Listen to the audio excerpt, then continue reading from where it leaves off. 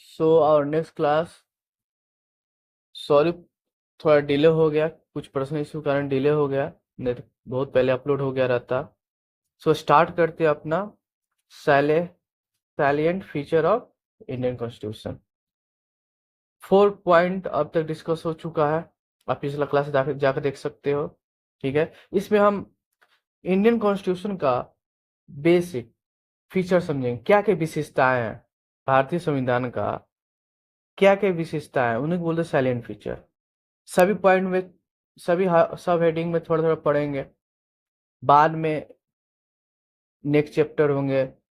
यहाँ आप ध्यान देना, ये सब टॉपिक, एक एक टॉपिक आपको जो दिख रहा है, जैसे आप देख रहे हो पार्लियामेंट्री सोवरेनिटी, जुडिशियल सुप्रीमेसी, इस एक एक टॉपिक पे मेंस में क्वेश्चन आते हैं। अब पहले पढ़ाई हो चुका है इधर, फेडरल सिस्टम विथ यूनिटरी बायस। ये सब एक एक टॉपिक पर मैंने जैसे आपको दिखाया हुआ पहला क्लास में कि एक एक टॉपिक पर मेंस में क्वेश्चन आया हुआ है यूपीएससी में।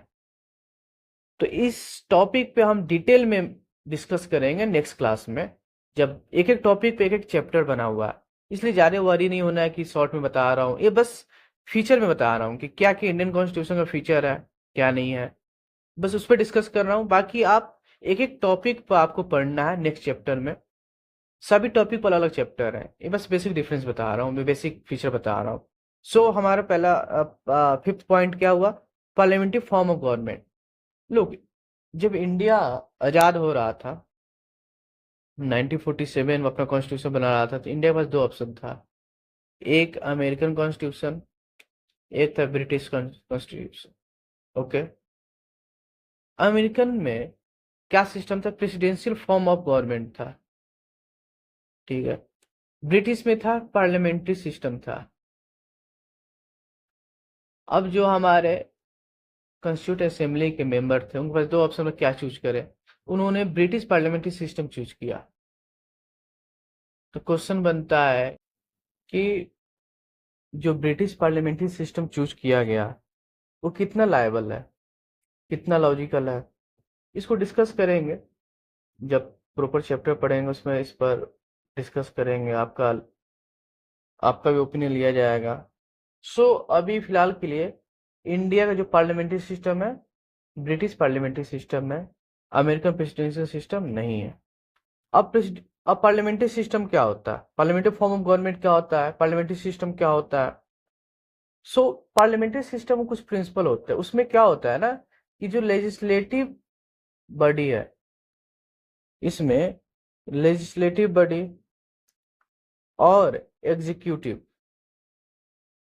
दोनों में दोनों में कोऑर्डिनेशन होता है, दोनों एक दूसरे पे डिपेंडेंट होते हैं। ऐसा नहीं कि इंडिपेंडेंट कुछ भी ला देगा, लेजिस्लेशन भी चल रहा है, दोनों एक बेसिक प्रिंसिपल कोऑर्डिनेशन पे चलते हैं, दोनों में कोऑर्डिनेशन होते रहते हैं।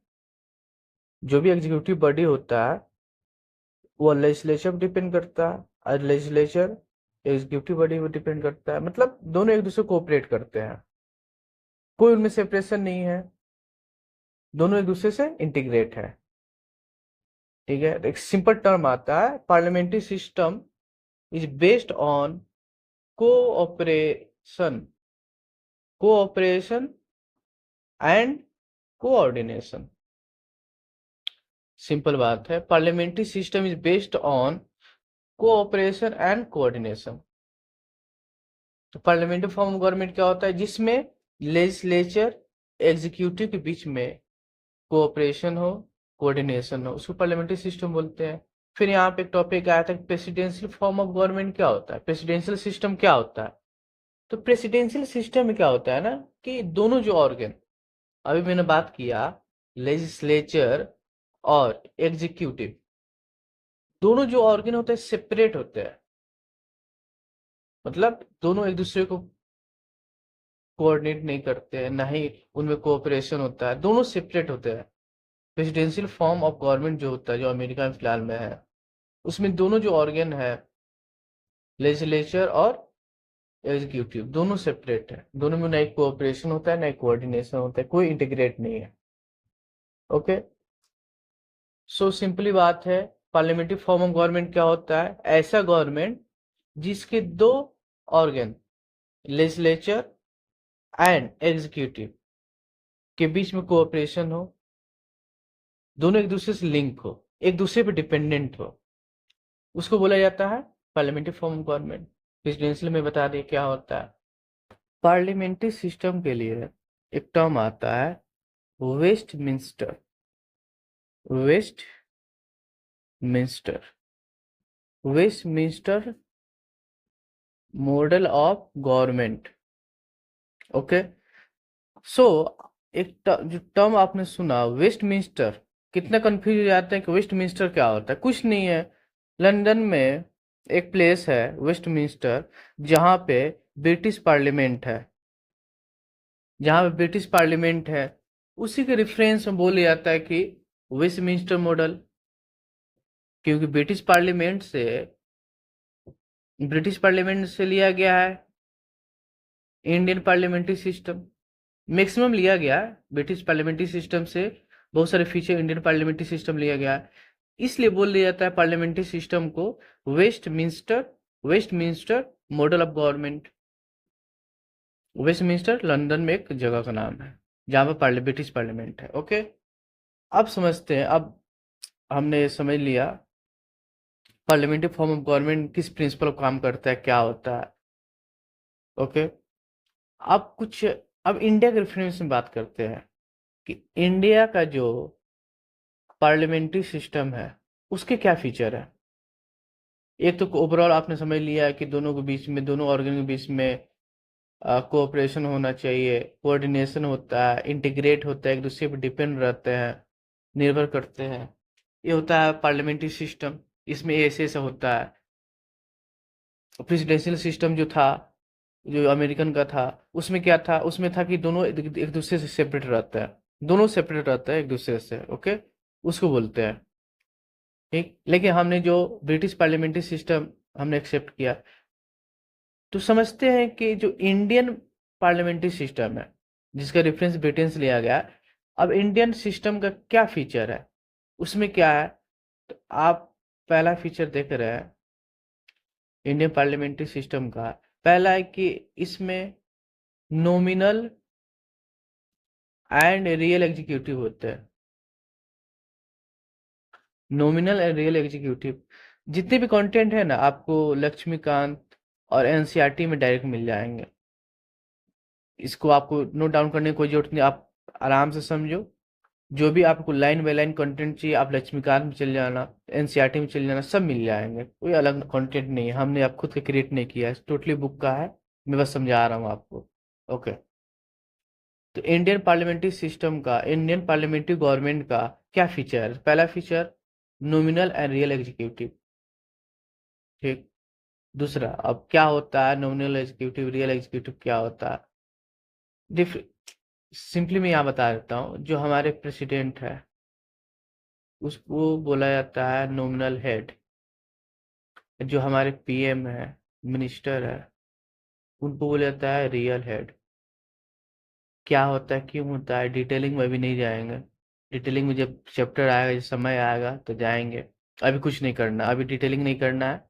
अभी बस समझो, नॉमिनल हेड प्रेसिडेंट को बोला जाता है, हमेशा दिमाग में रखना। न्यूअल एग्जीक्यूटिव प्रेसिडेंट को बोला जाता है, और रियल पीएम को बोला जाता है। बस आपको यह ध्यान में रखना है। ओके, नेक्स्ट देखते हैं। सेकंड क्या है, majority party rule. Majority party rule simple बात है, ये सभी को पता है। जिसके पास बहुमत ज्यादा हो वो रूल करेगा। जिसके पास जितना बहुमत हो, एक कोटा होता है। कितना नंबर होता है, कोई गेस करेगा कितना नंबर मिलेगा, पार्लियामेंट में कितने सीट मिलेंगे लोकसभा में जिससे गवर्नमेंट बन सकता है। Anyone, please guess. So any guess. Okay, look, मैं बेसिक बता देता हूँ। लोकसभा में जिसे आप 543 सीट पर इलेक्शन होता है, जिसमें से क्वालिफाई करने के लिए, जैसे होता है ना एग्जाम क्वालिफाई करने के इतना परसेंटेज चाहिए। सो क्वालिफाई करने के लिए आपको 272 सीट चाहिए, तब जाके आप खुद के दम पर गवर्नमेंट बना सकते हो। ओके, सो स्टेट का क्या है, स्टेट का डिफर करता है, स्टेट का अपना डिफर करेगा। ओके, आगे बढ़ते हैं। जगह थोड़ा मैं इधर ले लूँ। स्टेट का ठीक है, स्टेट का मैं बता दिया हूँ। स्टेट का आप ऐसे समझो कि जितना सीट होगा उसका 50% से ज़्यादा। ठीक है, जैसे मोर देन 50%, जैसे मान लो 200 सीट है किसी स्टेट में, तो गवर्नमेंट बनाने के लिए चाहिए 101, यानी 50% प्लस 1। 50% ज़्यादा सीट जिसको भी आ गया उसने गवर्नमेंट बना ली। ओके, तो पहला feature, nominal head and nominal and real executive. Nominal executive head होते हैं प्रेसिडेंट, और रियल एग्जीक्यूटिव हेड होते हैं PM and council of minister. Second, majority party rule. Third, तीसरा point, collective responsibility of executive. Collective responsibility, sorry ये क्या हुआ, collective responsibility of executive to legislature. To legislature मतलब जो एग्जीक्यूटिव होते हैं उनके रेस्पॉन्सिबिलिटी होते, रेस्पॉन्सिबल होते हैं लेजिस्लेचर को लेकर। एग्जीक्यूटिव अपने मन से कुछ नहीं कर सकते हैं, उनका रेस्पॉन्सिबिलिटी जवाबदेही लेजिस्लेचर में होता है। जो लोकसभा होता है, राज्यसभा होता है, उसमें जो बैठे हैं, जो रूलिंग पार्टी है, जो एग्जीक्यूटिव बॉडी है, उनको जवाब देना पड़ता है। ऐसे नहीं कि अपने मन से कुछ भी करेंगे। अगर लेजिस्लेचर चाहे एग्जीक्यूटिव बॉडी को हटा सकता है, गवर्नमेंट को हटा सकता है, तो डिपेंड करते हैं वो आपके लेजिस्लेचर पर। रिस्पॉन्सिबिलिटी होता है लेजिस्लेचर को लेकर। ओके, ठीक है, नेक्स्ट पॉइंट देखते हैं। चौथा point,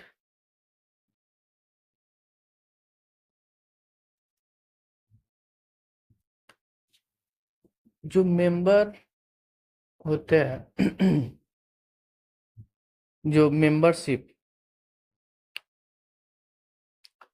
membership of minister in legislature, मतलब जो लेजिस्लेटिव बॉडी है, सो लेजिस्लेचर जो है, लोकसभा, राज्यसभा, इस पे मेंबर को, जो भी मेंबर इलेक्ट होते हैं उनको मेंबरशिप लेना होता है, मतलब ओथ लेना पड़ता है कि मैं as a member of parliament मैं ये करूंगा वो करूंगा, ओथ लेना पड़ता है। उसी को बोला जाता है membership of minister to legislature. देखो, मैं जब भी लेजिस्लेचर बोलो, वो आपका लोकसभा राज्यसभा भी हो सकता है, लेजिस्लेटिव असेंबली लेजिस्लेटिव काउंसिल भी हो सकता है। ठीक, सेंट्रल स्टेट आप दोनों को समझना है, दोनों में नियम लागू होगा। ओके, फिफ्थ पॉइंट,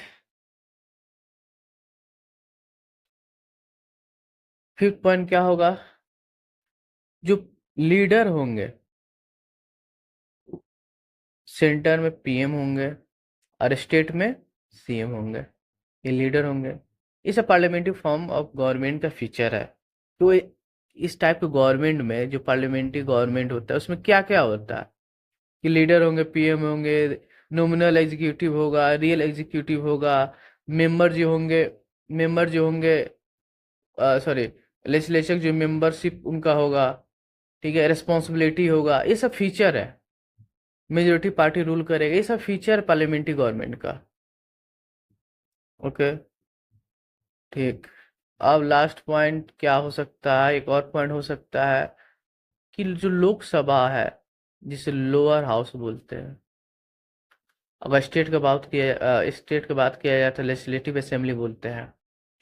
लोकसभा हो या लेजिस्लेटिव असेंबली, उसको डिजोल्व किया जा सकता है, मतलब उसको हटाया जा सकता है। हटाया जाना मतलब उसको खत्म किया जा सकता है कि असेंबली को खत्म करो, न्यू इलेक्शन कराओ, मिनिस्टर गवर्नमेंट करप्ट हो गया है, या उसका क्या बोलते हैं, मेजोरिटी उसका कोलैप्स कर गया है, कॉन्फिडेंस खत्म हो गया गवर्नमेंट का। ओके, ये सब बेसिक फीचर है parliamentary form of government, parliamentary government का फीचर है, क्या होता है। ओके, ये सब जो टॉपिक है ना, इसमें मेंस में डायरेक्ट क्वेश्चन आते हैं। ये तो मैं अभी ब्रीफ दे रहा हूँ आपको, डिटेलिंग जब जब पढ़ेंगे तब पढ़ेंगे। अब ये है आपने जैसे मैंने मेंस का क्वेश्चन ऊपर दिखाया होगा, उसमें डायरेक्ट क्वेश्चन आया होगा, discuss the parliamentary form of government with reference to Indian parliamentary system. तो आपने समझा पार्लियामेंट्री गवर्नमेंट क्या होता है, उसका प्रिंसिपल क्या होता है, किस टाइप की गवर्नमेंट को पार्लियामेंट्री बोलते हैं। फिर अमेरिकन ब्रिटिश समझे होंगे। फिर इंडियन वेस्टमिंस्टर मॉडल क्या होता है। फिर आपका जो इंडियन गवर्नमेंट हुआ, इंडियन पार्लियामेंट्री सिस्टम क्या फीचर, 1 2 3 4 5 6, लगभग 6 लगभग फीचर हो गए। ओके, तो ये रहा हमारा, ब्रीफली डिस्कस किया हमने पार्लियामेंट्री फॉर्म गवर्नमेंट को। जैसे हमने बोला कि इंडिया जो है ब्रिटिश पार्लियामेंट्री सिस्टम से लिया गया है, लेकिन टोटली नहीं लिया है, कुछ कुछ अलग चीजें हैं जिससे आप एक समझो। मैं पहले बता देता हूँ, आगे ऐसे भी डिस्कस करेंगे। जैसे ब्रिटिश पार्लियामेंट्री सिस्टम जो होता है वो सोवरेन होता है। वो क्या होता है, सोवरेन होता है। ओके, सोवरेन का क्या मतलब होता है कि जो पार्लियामेंट से बिल पास हो गया, जो एक्ट बन गया, उसको हटाना बहुत ही मुश्किल होता है। जो बिल है वही सुप्रीम है, पार्लियामेंट के आगे किसी जुडिशियरी का वैल्यू नहीं है, उसको बोले सोवरेन। लेकिन इंडिया में ऐसा नहीं देखा जाता है। इंडिया में अगर बिल कोई आ रहा है, कोई एक्ट बन रहा है, उसे जुडिशियल रिव्यू द्वारा हटा सकता है, बंद कर सकता है। ठीक, तो पूरा तरह से ब्रिटिश पार्लियामेंट्री सिस्टम भी नहीं लिया गया, कुछ लिया गया, कुछ छोड़ दिया गया। ओके, एक और चीज समझते हैं। जो ब्रिटेन का ब्रिटेन का जो हेड होते हैं वो इलेक्ट नहीं होते हैं। जो ब्रिटेन का हेड होते हैं वो इलेक्ट नहीं होते हैं। वो एक मोनार्की सिस्टम उसको करता है, हेरिडेटरी सिस्टम होता है। जैसे किंग हो गए, क्वीन हो गए, उनके वंशज आगे बढ़ते जा रहे हैं, कोई इलेक्ट नहीं हो रहा है, वो एक फैमिली थ्रू रन होता है। वो आपका एक डायनेस्टी बोल लो, जो मोनार्की राजा प्रजा वाला सिस्टम है, वहां पर कोई इलेक्ट नहीं होता है, फैमिली के रन कर रहा है, उसके हेड रन कर रहा है, उस पोस्ट पे बैठे हुए हैं। लेकिन जो, एक मिनट मुझे देना प्लीज। हम्म, लेकिन जो इंडिया का जो नॉमिनल हेड होते हैं, इंडिया का जो नॉमिनल हेड होते हैं, अभी मैं बताया था कौन होते हैं, प्रेसिडेंट। वह इलेक्ट होते हैं, वह इलेक्ट होते हैं। कोई ऐसा हेरिडेटरी कुछ नहीं होता है, कोई ऐसा फैमिली मोनार्की सिस्टम नहीं है, फैमिली के हेड पर्सन उसको पोस्ट पे शोभित नहीं होते हैं, उसको रन नहीं करते हैं, उसे इलेक्ट किया जाता है। तो पहला बेसिक अंतर क्या हुआ, पहला तो ब्रिटेन का जो पार्लियामेंट्री सिस्टम है, ब्रिटेन का पार्लियामेंट्री सिस्टम है वो सोवरेन होता है, यानी उसके बिल को जुडिशियरी कर्टेल नहीं कर सकता है, कुछ उसको वाइड डिक्लेयर नहीं कर सकता। लेकिन इंडिया का बिल जुडिशियरी जपता है, अगर अनकॉन्स्टिट्यूशनल हो तो उसको हटा सकता है। ठीक, और जो प्रेसिडेंट होते हैं, नॉमिनल जो हेड होते हैं ब्रिटेन का, वो हेरिडेटरी होता है, सॉरी फॉर लैंग्वेज, वह हेरिडेटरी होता है, वंशानुगत होता है। वंश को बचाए रखने के लिए सिंबॉलिक रूप से रखा गया है ब्रिटेन में। सो लेकिन इंडिया का जो है वो इलेक्ट होते हैं। क्या इलेक्शन प्रोसीजर क्या है, जब हम चैप्टर पढ़ेंगे समझेंगे। अभी ठीक, दो अंदर ये हो गया। ओके, सो पूरा तरह से लिया भी नहीं गया है, लेकिन कुछ कुछ रेफरेंस लिया गया है ब्रिटिश पार्लियामेंट्री सिस्टम से। तो ये पूरा हमारा हो गया आपका पार्लियामेंट्री फॉर्म ऑफ गवर्नमेंट। ऐसे भी मैंने बहुत डिटेल इसको पढ़ा दिया है, आगे पढ़ाना था। खैर ठीक है, चलो ओके है। अब नेक्स्ट टॉपिक पे पढ़ते हैं। नेक्स्ट टॉपिक पढ़ते हैं, क्या है, synthesis of parliamentary sovereign and judicial supremacy, मतलब पार्लियामेंट्री सोवरेनिटी, संप्रभुता इसको बोलते हैं, सोवरेन पावर। जो पार्लियामेंट्री सिस्टम है सोवरेन होता है। एक होता है जुडिशियल सुप्रीमेसी, जो जुडिशियल सिस्टम होता है वो सोवरेन होता है। मतलब सोवरेन का मतलब क्या होता है? सोवरेन का मतलब होता है कि इस क्या है, कुछ नहीं, सबसे पावरफुल। सबसे पावरफुल कोई भी स्टेट, जैसे मैंने आपको पहला क्लास में ना, फर्स्ट पहला क्लास में जो था स्टार्टिंग में, मैंने बताया था स्टेट का डिफिनेशन, जिसमें एक क्वालिटी बताया था कि स्टेट कौन होता है, जो हो सोवरेन हो। ठीक है, तो स्टेट का मैं फीचर बताया था जो सोवरेन हो। ओके, मतलब उससे वो किसी का अंडर ना हो, सबसे बार पावरफुल, उसके ऊपर कोई ना हो। सो वही बोला जा रहा है, पार्लियामेंट्री सोवरेनिटी, मतलब पार्लियामेंट सबसे ऊपर हो, इसके ऊपर कोई ना, कोई जुडिशरी ना, कुछ ना हो। यहाँ एक है जुडिशियल सुप्रीमेसी, जो हो जुडिशियल सिस्टम सुप्रीम हो, इसके ऊपर कोई ना हो। लेकिन ये अलग अलग टर्म हो गया। लेकिन इंडिया के बारे में क्या बोला कि इंडिया का जो सिस्टम है सिंथेसिस मिक्स है, दोनों का मिक्स है। समझते हैं भाई क्या मिक्स है? एक एग्जांपल पहले समझते हैं, जिसमें अभी बात किया था पार्लियामेंट्री सोवरेनिटी जो है वो ब्रिटिश का सिस्टम है। ओके, और जुडिशियल सुप्रीमेसी वो किसका है? कौन बताएगा? अमेरिका।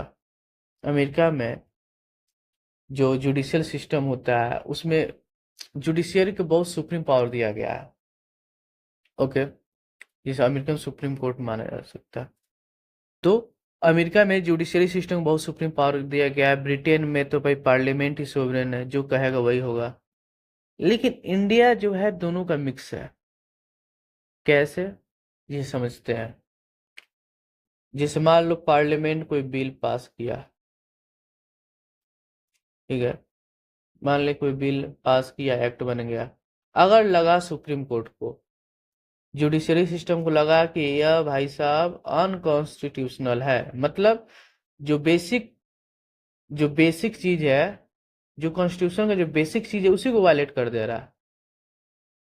ठीक है, उसी को वायलेट कर दे रहा है। तो जुडिशरी कहेगा, यानी सुप्रीम कोर्ट कहेगा, हायर पावर यही होता है सुप्रीम कोर्ट इंडिया का, कि नहीं भाई साहब ये तो वायर्ड हो गया, अनकॉन्स्टिट्यूशनल हो गया, इसको हम करते हैं खारिज। तो यहाँ पे सुप्रीमेसी कौन हो गया? जुडिशियल। ओके, सेकेंड क्या एग्जांपल ले लेंगे? सेकेंड एग्जांपल लेंगे, जैसे पार्लियामेंट, जैसे कोई पहले से कॉन्स्टिट्यूशन में लॉ बना हुआ है, एक्ट बना हुआ है, सुप्रीम कोर्ट कहेगा नहीं, अभी क्या है, अभी के टाइम जो है चेंज हो चुका है, हम उसको बदलेंगे, अमेंड करेंगे। आपने सुना होगा अमेंडमेंट, हमेशा सुनते रहते हैं अभी। ठीक है, अमेंड करेंगे, उसमें हम चेंज ला देंगे। तो पार्लियामेंट ने उसको चेंज कर दिया, अपने जो भी है सिंपल मेजोरिटी या स्पेशल मेजोरिटी वगैरह जो भी मेथड द्वारा चेंज कर दिया। तो यहाँ पे सुप्रीम कौन हो गया? पार्लियामेंट। सो यहाँ पे मैंने क्या देखा, एक टाइम में जुडिशियल सुप्रीम था, एक टाइम में पार्लियामेंट था, यानी दोनों का वैल्यू यहाँ पे आ रहा है। पार्लियामेंट में सुप्रीम हो रहा है, जुडिशियल है, दोनों का मिक्स फॉर्म है इंडियन पार्लियामेंट्री सिस्टम। तो यही यहाँ मैं बता रहा था कि synthesis of parliamentary sovereignty and judicial supremacy, दोनों का सिंथेसिस फॉर्म है, दोनों अपने अपने जगह सुप्रीम है, जहां जिसका जरूरत पड़ता है वहां वो आगे आके अपना काम करता है, दोनों का मिक्स फॉर्म है। ओके, सो एक टॉपिक क्लियर हुआ क्या होता है, एग्जाम्पल भी मैंने दे दिया। एक यहाँ पे मैंने बोला था जुडिशियल रिव्यू, यह पावर देता है जुडिशियरी सिस्टम को, सुप्रीम कोर्ट, हाई कोर्ट वगैरह को, इसे पावर देता है कि वो किसी भी लॉ को देख सके, उसका वैलिड पॉइंट कर सके, फिर उसको अगर मान लो बेसिक स्ट्रक्चर को हार्म कर रहा है, तो उसको उस एक्ट को वाइड कर देगा, बोलेगा नहीं भाई साहब ये गलत बात है, ये नहीं होगा। ओके, कोई भी ऐसा पार्लियामेंट द्वारा लाया गया हो, ठीक, तो इसको बोलते हैं। ये भी डिस्कस किया जाएगा, ये सब तो मैं बेसिक पढ़ा रहा हूँ। ओके, ये टॉपिक क्लियर हुआ क्या होता है पार्लियामेंट्री सोवरेन, जुडिशियल सुप्रीमेसी क्या होता है, समझ में आया। नेक्स्ट चलते हैं आप, जल्दी जल्दी इसको खत्म करते हैं, बहुत आगे पढ़ेंगे डिटेल में, फिर इसको रिपीट करना पड़ेगा। ओके,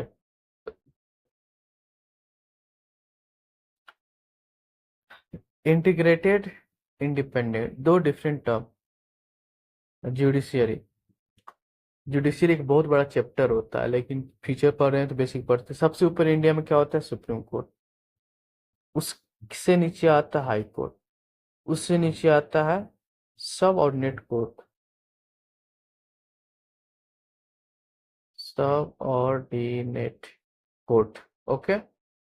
उससे नीचे क्या आता है, सब ऑर्डिनेट कोर्ट, जिसे लोअर कोर्ट भी बोलते हैं,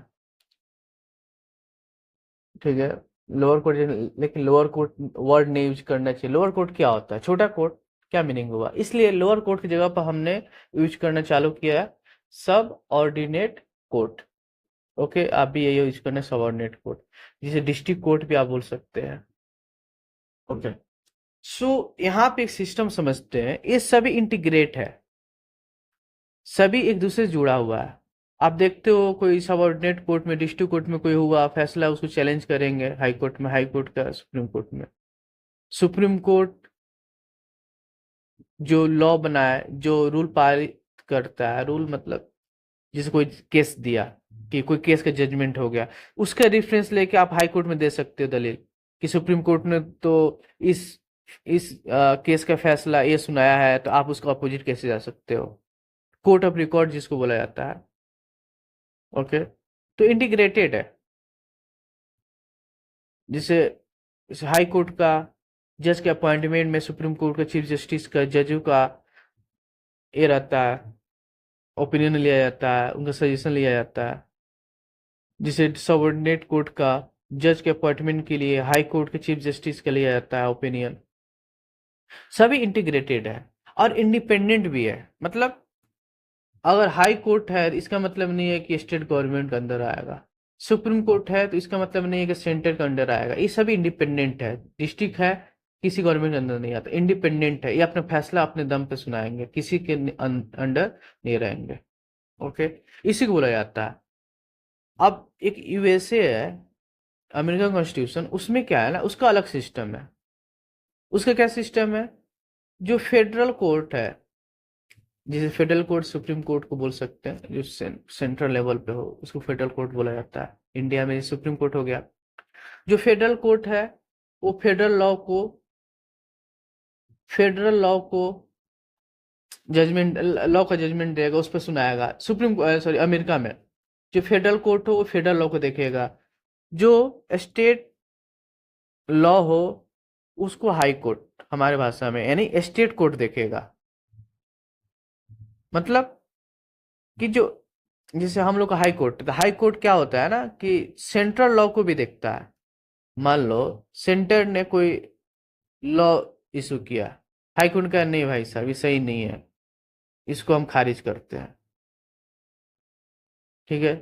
तो हाई कोर्ट के पास पावर है, जुडिशियल रिव्यू का पावर हाई कोर्ट के पास भी होता है।